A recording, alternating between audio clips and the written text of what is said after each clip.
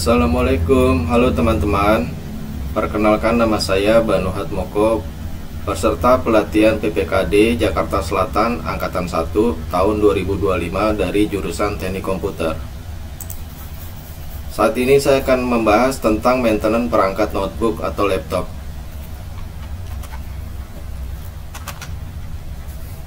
Ya, yang pertama kita persiapkan perangkat notebooknya ya, atau laptop. Ya, yang kedua persiapkan toolsnya.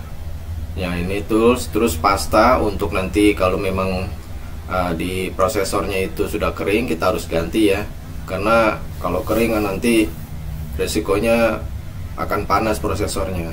Dan ini penghapus atau pembersih. Penghapus untuk membersihkan konektor yang ada di RAM, dan yang ada konektor yang kotor-kotor itu ya, kita bersihkan.